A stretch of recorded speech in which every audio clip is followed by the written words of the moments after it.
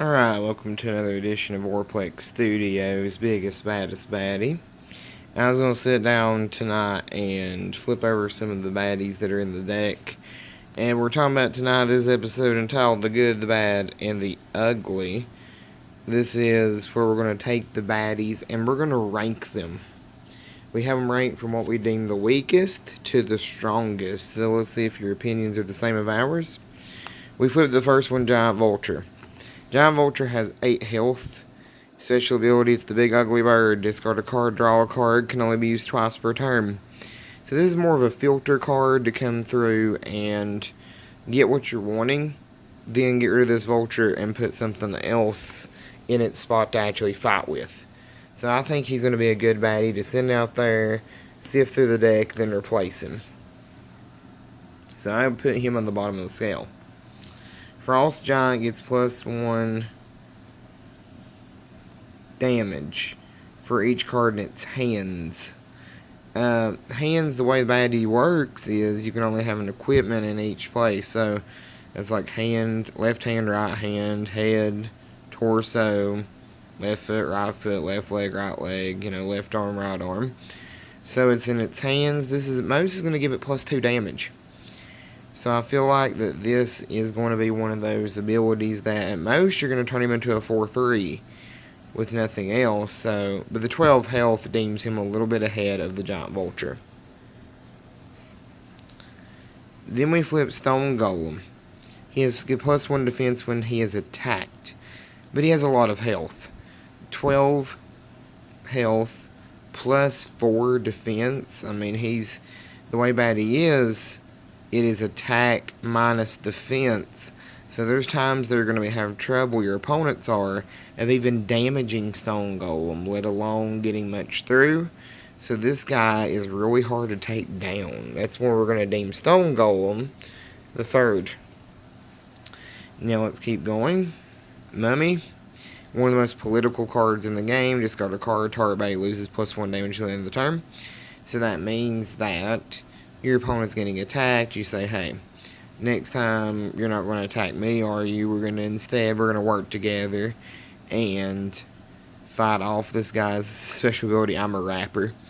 So you can be political with it. You can save somebody else from being defeated. So the Mummy has that political aspect, still has 10 health. I feel like this guy's pretty fun. We're going to get into these cards up here. You're seeing at the top in a minute. When we get into some of the stronger cards in the game. Werewolf, he gets +3 damage every turn you go first. So, this guy.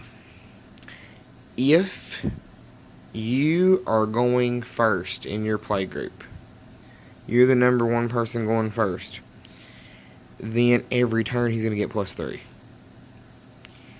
But if you went second in the turn order, see, his Bat Moon ability is not going to trigger.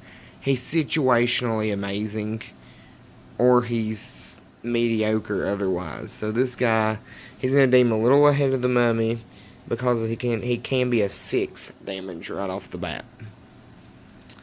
Then we get into Lizard Man. He discard a card. Lizard Man gets +1 damage till the end of the turn. He's good because all at once you can discard your hands, smack your opponent for a lot of damage. But remember, in this game, your utilities, such as your equipment seen up at the top and your spells, you have to discard cards to pay for them. So that makes it where Lizard Man is a little hard to pay for. That's why he's ranking a little lower on our list of baddies. We have the Giant Manus. He gets +1 damage. Everybody's with lower health. He has 12 health. A lot of the baddies in the game, such as Lizard Man, see he has 8. A lot of the baddies in the game do have lower health than the Manus. He's a big-bodied, gets that extra damage, so that puts the Bug a little bit ahead of the Lizard in this one, because of his health mostly. Executioner, he's a better version of our Lizard Man. He is a 4 with 0 defense. Lizard Man, however, see, he has 2 damage and 2 defense. What I'm looking at in the facts is he's a bigger damage engine. He also gets +2 off discarding rather than +1. So that puts the Executioner as a decently strong, just all at once take somebody out of the game very, very situational, but he is very strong. The Executioner has that finishing blow ability. And you see our Gladiator. Giant Slayer, most baddies in the game have more health than this guy. He's going to get +2 damage against them and a 5-2 right off the bat. This is one of those guys, he is a Giant Slayer. You can take down some of the stronger baddies in the game with this guy. So he is good at attacking these larger baddies such as the Giant Manus. See, he's a 3-2. If you look against the Manus only has 2 defense.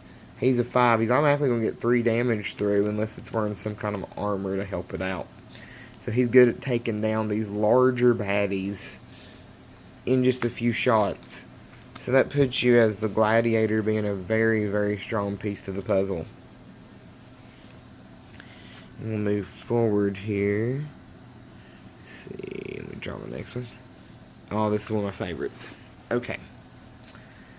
In every aspect of baddie, where you're playing an equipment as seen above, or you're playing a spell, see the blue ones over here on the corner, they have costs, and I'm going to pull one over. Veil Immunity, it says it costs 2. Now, this one has a discard ability. You can discard a card to nullify a cast or an ability that's targeting your baddie. And so discarding is something that you're going to be doing all game. This one costs discarding 2 just to play it. So what I do, the Phoenix is utility. Most of the time, you're not going to put this bird on the battleground to fight with. You don't care if you're going to fight with it. You care about discarding it. From the ashes, if you discard a Phoenix, it deals 2 damage to a target baddie. You add it to their hand at the beginning of the next turn. So each turn, you're using this guy as fodder to discard and play something. Hit a baddie for 2 damage. Rinse, wash, repeat to keep up this process. And you can end up taking down these baddies, dealing that 2 damage through over and over and over. Because it says it deals 2 damage. With this 2 damage ability, it's not like attacking, it's literal damage. So this is going to get through those armors and all that stuff. It is direct damage to that baddie. So let's say you got that golem against you that's so hard to take down. Use your Phoenix and whittle it down a little at a time, because the golem more than likely isn't going to strike back very much. So that Phoenix is very strong. Then we have the Kraken, and this guy just seems like he's not that good. But if you read him, when he attacks or is attacked, you draw a card. Everything costs discarding in baddie. So you take this Kraken, and let's partner him up with something like Lightning Spear. It says discard a card and deal 2 damage to a baddie. So you attach Lightning Spear to the Kraken. Okay. You attack this turn. That's going to automatically be 5-5. He's a 5-1 with this attached to him. Okay. Then you discard the card you drew off of him. Deal 2 damage to somebody. And let's say you attack the next turn, you draw another card. See, this is one of those things you can just keep shooting people with Lightning Spear, because this Kraken draws so many cards when it's attacked or it's doing the attacking. Lightning Spear paired up with Kraken is an amazing synergy with this guy. The Kraken is so strong because a lot of these cards doing this synergy with him, like this one, Molten Fist, he's a discard, do a damage. Flamethrower Arms, discard 2 cards, do 4 damage. That's a lot of damage. You got that Veil to discard and nullify stuff to defend that Kraken. And you got Hammering Arm getting an extra attack off the discard. So this may run into a problem, actually. Hammering Arm and Kraken may result in some evil combos. Y'all can think on that a little while and see what you can come up with.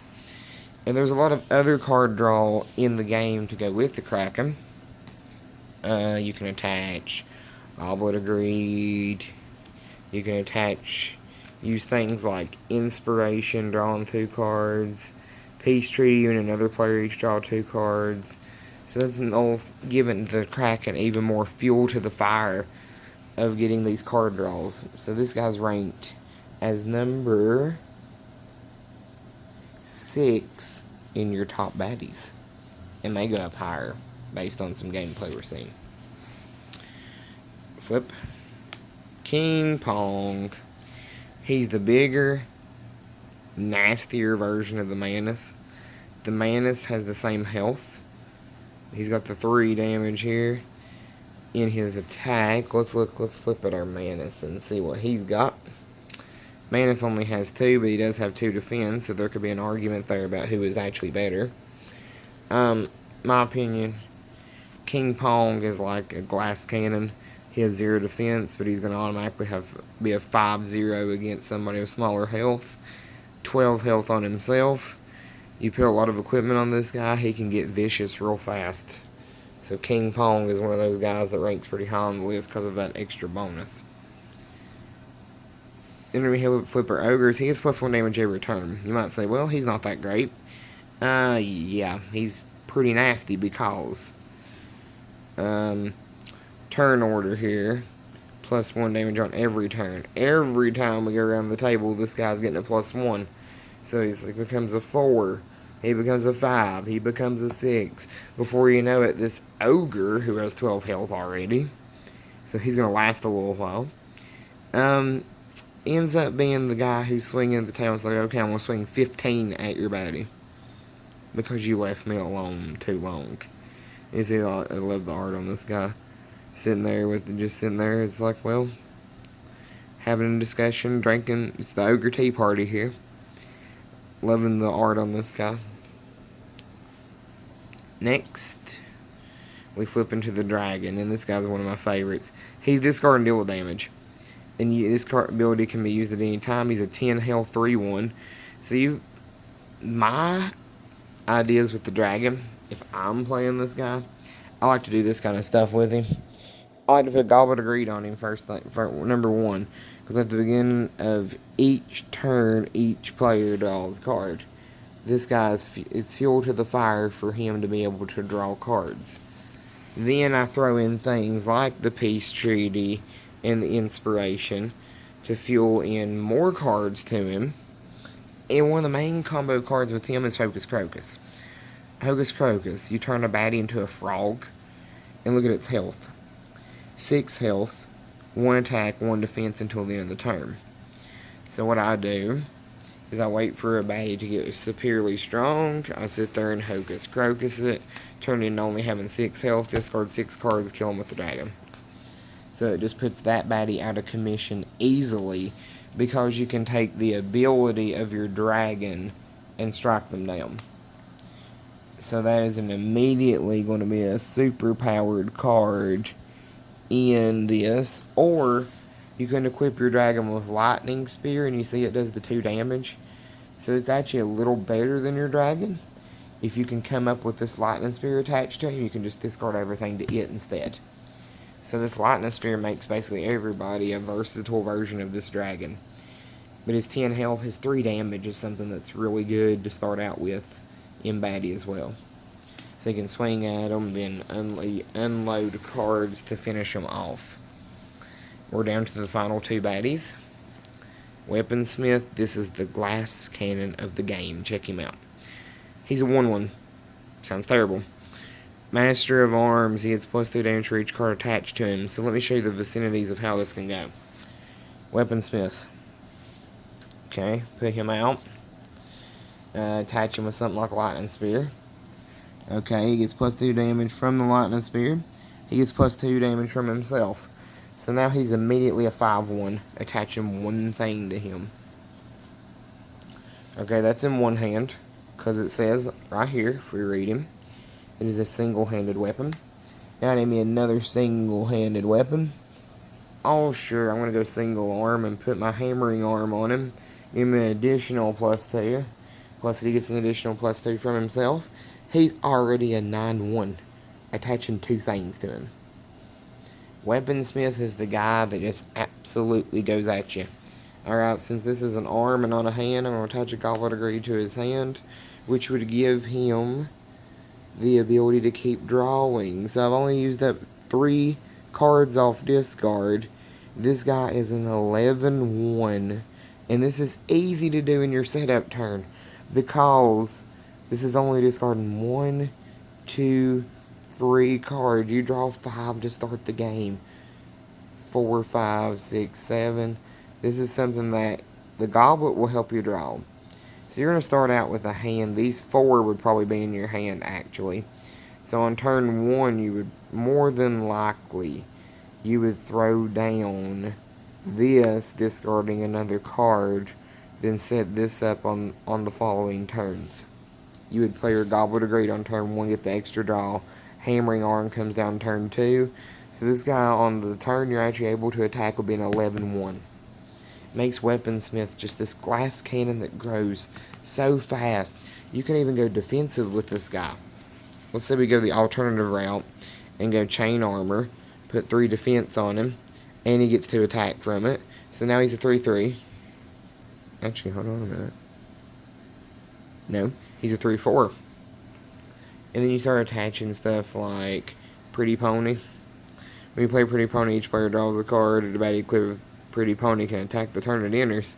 So that means if you put Pretty Pony on it, you can attack pretty much any time and go at him. It gives an additional +2, and you draw a card. So these things you can get going. The Weaponsmith, he can get unreal how strong he gets. I've seen this guy up to being like a 15 or a 17 because people just kept attaching stuff to him. All of a sudden it's just swing, gone. He can take out baddies within a single shot. That's why he's number 2 on the list. Number 1, if you have read the back of the Biggest Baddest Baddie, if you've read the box, in a world where chickens are feared and monsters clash, do you have what it takes to win? Will you strike fear in your opponents or be defeated? It's time to be the biggest, baddest baddie of your play group. What's the key word here? Chickens are feared. Alright, well, the final baddie we're going to discuss is the Abominable Chicken. The 14 health baddie is the biggest health in the game with 3 defense. And this is it. How about them nuggets? It's the +1 damage for each card in the discard pile. Due to the fact you discard in order to play cards, you can attach something like Lightning Spear to this guy and discard everything else in your hand and boost your chicken. And just throw damage all over the table. You can attach Veil of Immunity and nullify whatever they're trying to do to this chicken. Combo it up with something like Goblet of Greed and keep throwing stuff in the discard pile to keep this guy rolling. But the thing is, it's not just you who's discarding. Every player in the game discards in order to pay for their equipment and to pay for their spells.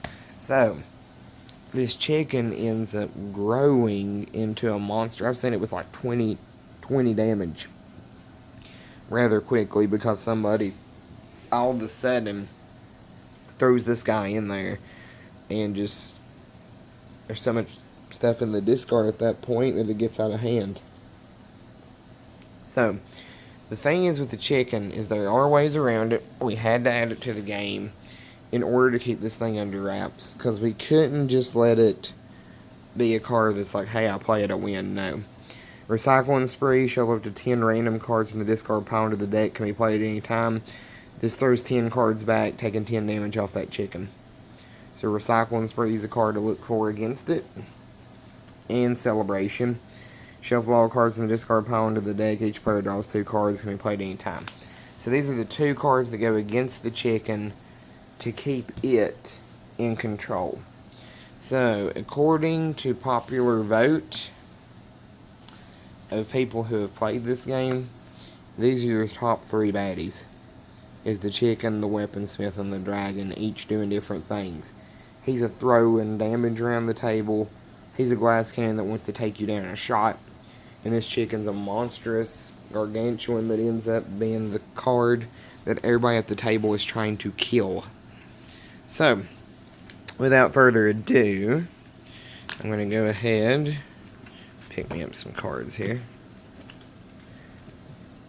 And I guess I have time to sit down and do a quick run through of the game. Just a moment, let me lay this down just a moment. I'm going to keep talking while I'm shuffling here. This is going to be basically a part 2 of this video because of that. I want to shuffle this up and I want to show a one-on-one gameplay of Baddie just a moment. Okay. So we're going to pick up. Baddie's to draw 5 cards. We're going to draw them face up. 2, 3, 4. I already see a Baddie in this. Okay. Looks like this side is going to be playing Giant Mantis. So if I was playing against people, I would just do this to sit down to reveal. We'd actually have our turn order first, so I'd just leave my Mantis. I'm gonna go ahead and look over here. 1, 2, 3. See a Vulture. 4. See a Frost Giant. 5. See a Stone Golem. So we have some of the lower baddies. Let's see what goes on. Alright, we're going to have a 1v1 session. If you're playing 1v1, you draw a dice to see who goes first. I want to determine this side will go first. So Mantis comes out. And he will face... Let's see what we got. Let's put him against...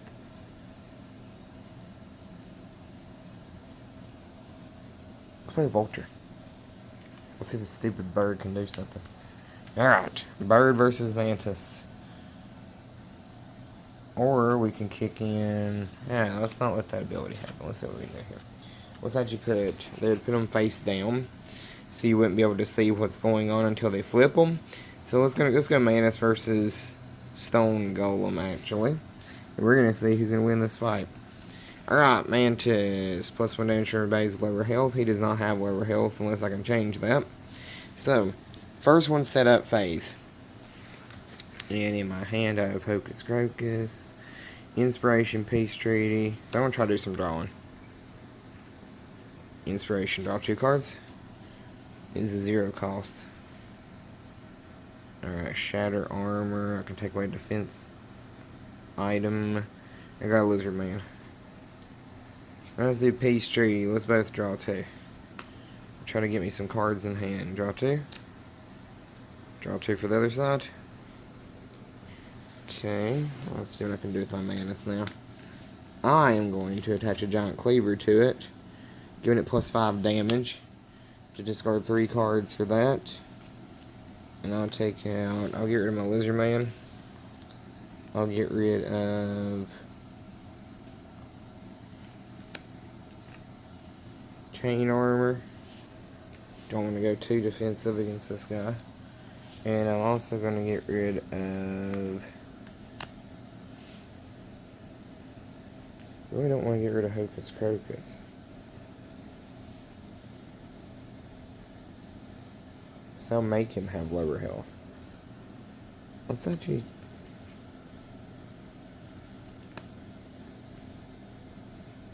Let's do the Chariot in this case. Because the other 2 cards are just too good against that Stone Golem. The Shatter Armor, getting armor off of him. This will make him be lower, so I think that's a good idea. Alright, so I'm going to start with my 5 damage. Now it goes to the Golem's turn. Next turn we can start fighting. Okay, let's see if this Golem wants to go like hyper defense or how we want to go this. Alright, he's going to go ahead. He's going to go ahead and play Celebration for 0. Shuffle all cards in. Each player draws 2 cards. Shuffle them onto the deck. And each player is going to draw 2. He'll draw 2. He gets... I see his King Paul now. I draw 2. Oh, great. Baddies. Sometimes you get overloaded with them. Alright, let's see. Golem. Let's go ahead and...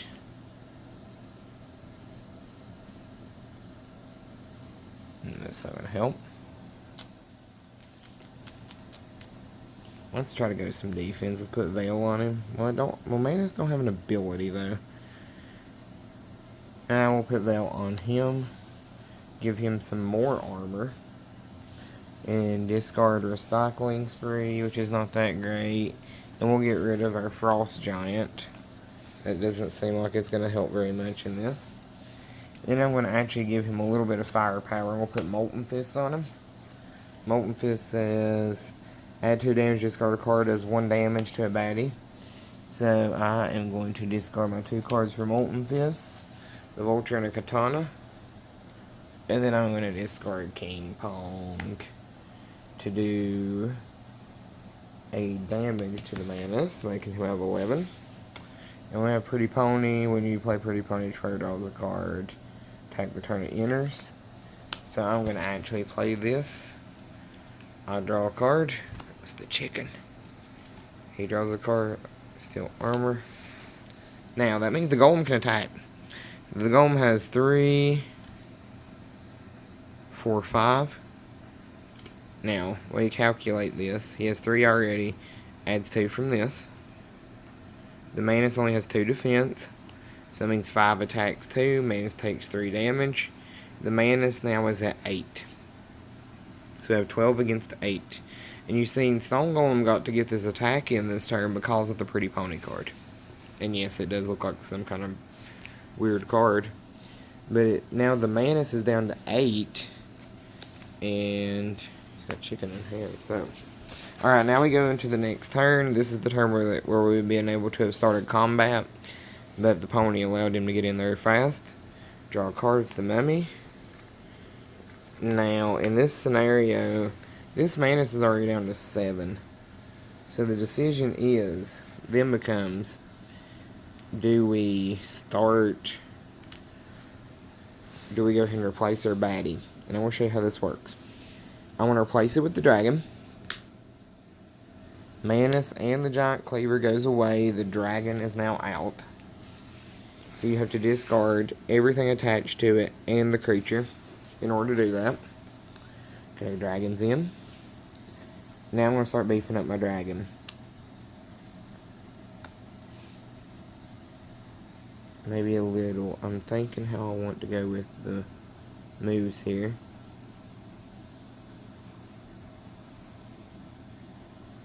Alright, we'll look at our dragon versus the Stone Golem. And Stone Golem's defense currently, we have a Veil of Immunity there. So the Veil of Immunity I'm going to go ahead and take out with Shatter Armor. And I'm going to discard my Ogre. Get rid of this Veil so I can start striking him. So now his defense is only 3. My dragon has 3. So I'm going to have to get a little bit more damage, or I can just start throwing cards at him. And actually, I want to do nothing this turn because I want to wait for my Hocus Crocus move. Okay, goes to him. Draws. Gladiator. He's going to discard Gladiator to